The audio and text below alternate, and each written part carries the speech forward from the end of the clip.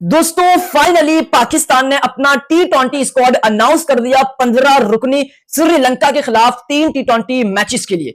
यानी एक बार फिर से मेरिट हार गया और पर्चियां जीत गई। पाकिस्तान का जो T20 स्क्वाड अनाउंस हुआ बड़ा घटिया स्क्वाड है। यानी आकिब जावेद और सलमान अली आगा की जानिब से घटिया सिलेक्शन की गई। वो कैसे, वो आपको बताऊंगा। और जो पाकिस्तान का T20 स्क्वाड अनाउंस हुआ उसमें ना बाबर आजम है, ना शाहीन आफरीदी है और ना ही हारिस रऊफ है। अब बाबर आजम को क्यों ड्रॉप किया? बाबर आजम को ड्रॉप करने की जो असल वजह है वो अब निकलकर सामने आए। बाबर आजम को क्यों ड्रॉप किया, असल वजह आपके साथ शेयर करूंगा। और बाबर को ड्रॉप करना क्या ठीक फैसला है या गलत, ये भी आपको बताऊंगा। और जो पाकिस्तान का T20 स्क्वाड अनाउंस हुआ उसमें एक बार फिर से दो बहुत बड़ी पर्चियां शामिल कर दी। यानी बगैर कुछ किए एक बार फिर से दो बहुत बड़ी पर्चियों को शामिल किया। वो दो पर्चियां कौन सी है और कौन सी 3 तब्दीलियां हुई है वो भी आपके साथ शेयर करूंगा। और 5 बहुत बड़े स्टार, 5 बहुत बड़े मैच विनर खिलाड़ी जिनके साथ ज्यादती की गई है। यानी ये 5 ऐसे मैच विनर खिलाड़ी है जिन्होंने अभी रिसेंटली परफॉर्म करके दिखाया मगर फिर भी उनको इग्नोर किया, उनके साथ ज्यादती की। अब क्यों इग्नोर किया, किसने इग्नोर किया, वो 5 स्टार कौन से हैं वो भी आपके साथ शेयर करूंगा। लेकिन उससे पहले आप तमाम फैंस से रिक्वेस्ट है कि आप तमाम फैंस इस वीडियो को एंड तक देखना क्योंकि आज की वीडियो बहुत ही मजेदार है। लेकिन उससे पहले आप तमाम फैंस इस वीडियो को लाइक, इस चैनल को सब्सक्राइब और बेल आइकन पर लाजमी क्लिक करें। अब बात करते हैं सबसे पहले पाकिस्तान और श्रीलंका के खिलाफ 3 T20 मैचेस की सीरीज खेली जानी है और यह सीरीज श्रीलंका में। और यह सीरीज बहुत इंपॉर्टेंट है क्योंकि पाकिस्तान को वर्ल्ड कप भी श्रीलंका में खेलना है। मगर अफसोस पाकिस्तान का जो स्क्वाड अनाउंस हुआ यह इंतहाई घटिया और बकवास स्क्वाड है जिसको देखकर हर सोशल मीडिया, हर क्रिकेट फैंस पाकिस्तान की सिलेक्शन पर तनकीद कर रहा है और जायज भी है। सबसे पहले आपके सामने वो 15 नाम रखता हूं जो आकिब जावेद और सलमान अली आगा ने मिलकर तय किए। पाकिस्तान का जो 15वीं स्क्वाड अनाउंस हुआ उसमें नंबर 1 सलमान अली आगा जो कि कप्तान है, नंबर 2 अब्दुल समद, यहां पर भी एक बड़ा क्वेश्चन मार्क है, अभी आगे चलकर बात करते हैं। नंबर 3 अबरार अहमद बनते थे, नंबर 4 फहीम अशरफ, अच्छा ऑप्शन है मगर यहां पर भी एक क्वेश्चन मार्क है, वो भी आगे चलकर आपको बताता हूं।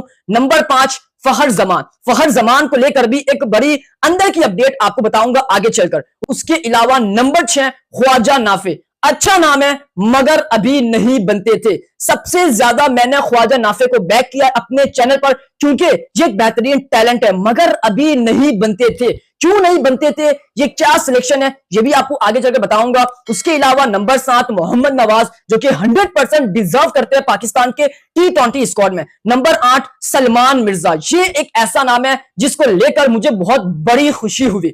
उसके अलावा नंबर 9 वसीम जूनियर, शुक्र है वसीम जूनियर पाकिस्तान के T20 स्क्वाड में शामिल है वरना मुझे डर था कि इनको भी रिमूव ना कर दे। उसके अलावा नंबर 10 नसीम शाह, बड़ी घटिया सिलेक्शन थी नंबर 10 पर नसीम शाह की, वो क्यों आपको प्रूफ भी बताऊंगा अभी आगे चलकर। उसके अलावा नंबर 11 साहिबजादा फरहान, इनको भी लेकर मसले मसाइल है शुरू में स्ट्राइक रोटेट को लेकर और इनके डॉट्स पर। उसके अलावा नंबर 12 साइम अयूब, नंबर 13 शदाब खान, भरा नाम है लेकिन भाई साहब डिजर्व नहीं करते थे, वो क्यों वो भी आपको बताऊंगा। और शदाब खान किसकी पर्ची है वो भी आपको बताऊंगा। नंबर 14 उस्मान खान, नंबर 15 उस्मान तारिक, ये पाकिस्तान का T20 स्क्वाड है श्रीलंका के खिलाफ। मतलब ना इस स्क्वाड में बाबर आजम है, ना इस स्क्वाड में शाहीन आफरीदी है और ना ही इस स्क्वाड में हारिस रऊफ है। अब आप सब सोच रहे होंगे कि मैं शाहीन का क्यों कह रहा हूं। भाई साहब Shaheen Shah Afridi big bash league खेल रहा है लेकिन अभी वो इंजर्ड है। फौरी तौर पर पाकिस्तान उसको ऑस्ट्रेलिया से बुलाकर पाकिस्तान में उसका प्रॉपर इलाज करवाए क्योंकि ये पाकिस्तान के लिए इंपॉर्टेंट है। सो अब बात करते हैं कि इसमें सबसे पहले 2 पर्चियां कौन सी है। यानी सबसे पहली पर्ची शदाब खान है। बगैर कुछ किए पाकिस्तान के T20 स्क्वाड में एक बार फिर से शदाब खान की एंट्री हो गई। क्यों शदाब खान को पाकिस्तान के T20 स्क्वाड में शामिल किया, क्या ऐसी परफॉर्मेंस है शदाब खान की, अब मैं आपको प्रूफ बताता हूं। भाई साहब शदाब खान 6 से 7 महीने कोई क्रिकेट नहीं खेलते, इंजरी का शिकार होते हैं, यानी जो उनकी इंजरी थी उसको रिकवरी करने में मसरूफ होते हैं, कोई क्रिकेट नहीं खेलते 6-7 महीने। अब Shadab Khan direct big bash league खेलने जाता है, जब अपने आप को प्रॉपर फिट करता है तो डायरेक्टली बिग बैश लीग खेलने जाते हैं। अब शादाब खान ने ऐसा बिग बैश लीग में क्या किया जिसकी वजह से आपने उसको शामिल किया? मैं मानता हूं शादाब खान ने कल भी अच्छी बॉलिंग की, 4 ओवर में 24 रन दिए और उससे पहले 4 विकेट ली, लेकिन भाई साहब शादाब खान को अगर आप बिग बैश लीग की परफॉर्मेंस के बिहाफ पर ले रहे हैं तो ये गलत है, क्योंकि शादाब खान 14 दिन पहले ऑस्ट्रेलिया रवाना हो गया। उसने जो प्रेसिडेंट कप हुआ पाकिस्तान का, वो 2 से 3 मैचेस खेल सकता था, मगर उसने नहीं खेले, उसने ऑस्ट्रेलिया को जो वो प्रेफर किया। यार मतलब आप अपनी डोमेस्टिक क्रिकेट को छोड़कर जा रहे हैं किसी और के लिए, तो ये इंतहाई घटिया और गलत फैसला था शादाब खान का। और इसीलिए मैं कह रहा हूं कि शादाब खान डिजर्व नहीं करते, क्योंकि उसकी तो कोई परफॉर्मेंस नहीं है और उसके अलावा वो अपनी डोमेस्टिक को छोड़कर ऑस्ट्रेलिया में जा रहा है क्योंकि वहां पैसा मिलता है। अब आप ये देखें कि शादाब खान की कोई परफॉर्मेंस नहीं है, उसके बावजूद शादाब खान किसकी जो वो पर्ची है? शादाब खान जो सबसे बड़ी पर्ची है वो आगा सलमान कप्तान की है। मतलब एक वक्त में आगा सलमान ये कहते थे कि हसन नवाज हो गए, साइम अयूब हो गए, मोहम्मद हारिस हो गए, अगर ये मेरी कप्तानी में मैच विनर नहीं बन सकते तो मेरी कप्तानी का क्या फायदा? तो आगा सलमान ने भी हमें बहुत चूरन बांटा है। मतलब शुरू में तो वो हमें अच्छे लगते थे क्योंकि वो अच्छे फैसले करते थे, मगर दिन ब दिन जैसे वो पाकिस्तान टीम में रहे तो भाई साहब वो भी बदल गए बाकियों की तरह। अब जो शादाब खान की एंट्री हुई है वो पर्ची आगा सलमान की है। क्यों? आपको याद होगा जब पाकिस्तान ट्राई सीरीज जीता था लास्ट जिम्बाब्वे और श्रीलंका से, सो आगा सलमान ने उस वक्त क्या कहा था? आगा सलमान ने यह कहा था कि शादाब खान अगर अपनी परफॉर्मेंस दिखाते हैं और शादाब खान अपनी जो इंजरी है उससे रिकवरी पा लेते हैं तो क्यों नहीं वो पाकिस्तान में आ सकते। यानी आगा सलमान ने तो हमें वहीं पर सिग्नल दे दिया था और मैंने भी ये कहा था कि शादाब खान कमबैक करेंगे और 6-7 महीने बाद शादाब खान अगर T20 वर्ल्ड कप में आएंगे तो डायरेक्टली नहीं आएंगे, उनको किसी सीरीज में खिलाया जाएगा और इसीलिए इनको श्रीलंका के खिलाफ शामिल किया। तो एक बड़ी पर्ची शादाब खान की है जो कि मैंने आपको बताया कोई परफॉर्मेंस नहीं है, और दूसरी बड़ी पर्ची नसीम शाह की है। नसीम शाह को ट्राई सीरीज आखिरी खिलाई लेकिन उसको इतने मौके नहीं दिए। Naseem Shah ILT T20 league खेले लेकिन वहां पर भी उनकी उस लेवल की परफॉर्मेंस नहीं है। सबसे मेन वजह उनकी फिटनेस है, जो आप तस्वीर देख सकते हैं, जो उनकी फिटनेस है भाई साहब यही उनका बड़ा मसला है। जब डेब्यू करते हैं 147 की स्पीड से बॉलिंग करवाते हैं, लेकिन अब जो नसीम शाह है वो ODI फॉर्मेट हो या T20 3 से 4 बॉल अच्छी करवाएंगे, उसके बाद उनकी स्लो आना शुरू हो जाएगी और इसका मतलब कि उनकी जो फिटनेस है वो ठीक नहीं है। तो ये दूसरी बड़ी पर्ची है नसीम शाह की। तो 2 पर्चियां शादाब खान और नसीम शाह एक बार फिर से पाकिस्तान के T20 स्क्वाड में कमबैक कर रहे हैं। अब जो 3 तब्दीली है वो तो आपको पता है कि अब्दुल समद की है, ख्वाजा नाफे की है और शादाब खान की है। लेकिन अब बात करते हैं कौन से वो 5 स्टार है, कौन से वो 5 खिलाड़ी जिनकी परफॉर्मेंस है रिसेंटली मगर उसके बावजूद उनके साथ ज्यादती हुई, उनको इग्नोर किया। वो 5 नाम कौन से? जब आप सुनेंगे तो आप भी हैरान रह जाएंगे। अब चूंकि अब्दुल समद को ऐड किया है सो उनकी जगह जो हसन नवाज है उनको ड्रॉप किया। हसन नवाज भी एक अच्छा टैलेंट था मगर उसको ठीक तरीके से यूटिलाइज नहीं किया। हसन नवाज को मौके भी मिले मगर जब हसन नवाज अपने आप को प्रूफ करने पर आ रहा था तब उसको पाकिस्तान के स्क्वाड से ड्रॉप कर दिया और जो अब्दुल समद है उनको शामिल कर दिया। लेकिन यहां पर एक ऐसा नाम जिसके साथ ज्यादती हुई वो नाम है इरफान खान नियाजी। ये एक शानदार टैलेंट है, शानदार हिटर है। ये वो इरफान खान नियाजी है जिसको राइजिंग एशिया कप के लिए पाकिस्तान का कैप्टन बनाया था। भाई साहब ये राइजिंग टीम का कप्तान था और जब किसी को कप्तान बनाया जाए तो फिर उसका मतलब कि वो पाकिस्तान के प्लान में होता है। लेकिन यहां पर इरफान खान नियाजी ने पाकिस्तान टीम को चैंपियन बनाया राइजिंग में, लेकिन उसके बावजूद इसको शामिल नहीं किया। हालांकि शानदार हिटर है, शानदार परफॉर्मर है, मगर ये एक ऐसा नाम है जिसके साथ ज्यादती हुई है। हालांकि ये अब्दुल समद से पहले पाकिस्तान में आया था लेकिन इसको मौके नहीं मिले। सो ये एक डिजर्व करता था खिलाड़ी,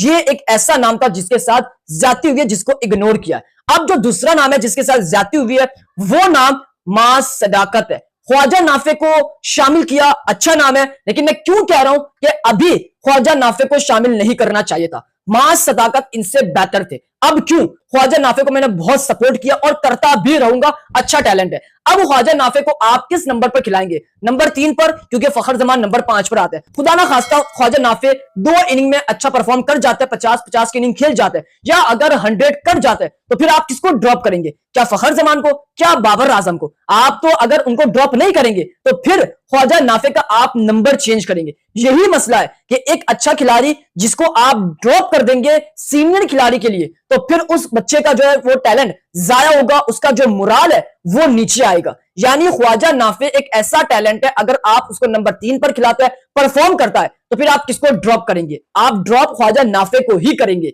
तो इसलिए मैं कह रहा हूं कि ख्वाजा नाफे को अभी सिलेक्ट करना ठीक नहीं था। गलत जगह पर गलत सिचुएशन में आप अच्छे टैलेंट को ऐड करते हैं और फिर उसको बड़े टूर्नामेंट से पहले बाहर कर देते हैं। तो ख्वाजा नाफी इसलिए नहीं बनते थे, उनकी जगह मास सदाकत होते तो बेहतर रहता। मास सदाकत की परफॉर्मेंस भी है, वो अच्छा परफॉर्म भी कर रहा है, सो मास सदाकत को हम कहीं ना कहीं एडजस्ट कर लेते। तो ये दूसरा नाम है जिसके साथ जाती हुई मास सदाकत, जो कि अच्छा टैलेंट है। उसके अलावा बात करें नसीम शाह की, बिल्कुल डिजर्व नहीं करते थे, इनकी जगह अहमद दानियाल 100% डिजर्व करते थे। अहमद दानियाल एक शानदार बॉलर है, फिटनेस भी 100% लेवल किया है अहमद दानियाल की। और अहमद दानियाल ने जिस तरह परफॉर्म किया राइजिंग में, जिस तरह सुपर ओवर करवाया, जिस तरह पाकिस्तान टीम को चैंपियन बनाया, सो उसने वही शो कर दिया कि मैं रेडी हूं पाकिस्तान के लिए, मगर इसको भी इग्नोर किया जो कि ये अच्छा टैलेंट था। उसके अलावा सबसे बड़ा नाम जिसके साथ ज्यादती हुई सुफियान मुकीम। शादाब खान की जगह सुफियान मुकीम होते तो बेहतर होता। सुफियान मुकीम प्रेसिडेंट कप के अंदर 9 मैचेस के अंदर 20 विकेट्स, लेकिन उसके बावजूद इनको शामिल नहीं किया। टॉप विकेट टेकर है,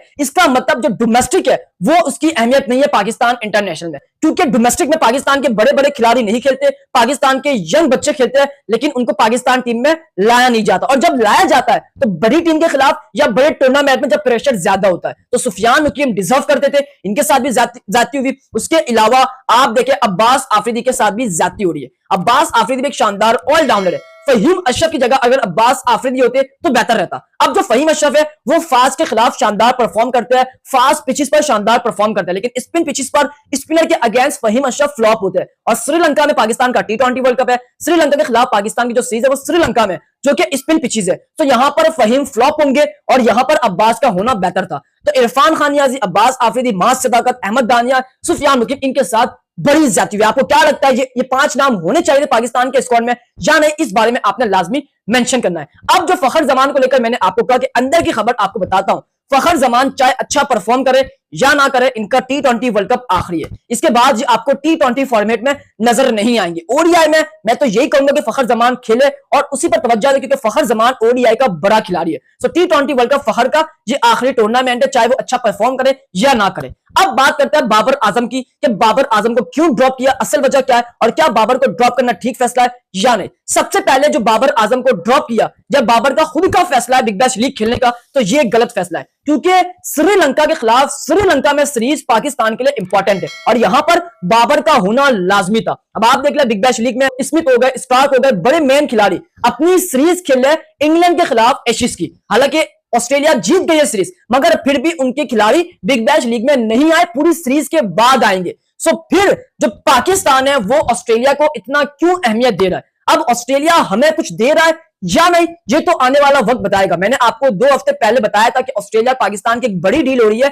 3 T20 मैचेस की जगह 5 T20 मैचेस ऑस्ट्रेलिया खेलेगी, उसके बदले पाकिस्तान के बाबर शाहीन इनको सारे मैचेस खेलने दिए जाए बिग बैश लीग के। अगर ये बात सच हो जाती है तो समझ आता है, वरना पाकिस्तान के जो बाबर आजम है उसको बिग बैश लीग खेलने की पूरी इजाजत नहीं देनी चाहिए थी, क्योंकि बाबर का श्रीलंका के खिलाफ सीरीज खेलना बहुत इंपॉर्टेंट है, क्योंकि वो बड़ा खिलाड़ी है और श्रीलंका में T20 वर्ल्ड कप है। सो बाबर का श्रीलंका सीरीज में होना लाजमी था और यही वजह बाबर को ड्रॉप करने की, क्योंकि बाबर बिग बैश लीग खेल, जो कि ये घटिया फैसला था पाकिस्तान की सिलेक्शन कमेटी का, अगस्त सलमान का। बाबर का होना लाजमी था श्रीलंका सीरीज में। आप क्या कहते हैं इस बारे में, अपनी राय लाजमी शेयर करें, बाबर को होना चाहिए था या नहीं, ये भी आप लाजमी मेंशन करें। जाते जाते सब्सक्राइब करें, इस वीडियो को लाइक करें, प्यारे से कमेंट करें। उम्मीद करता हूं कि आपको मेरा आज का व्लॉग काफी पसंद आया होगा।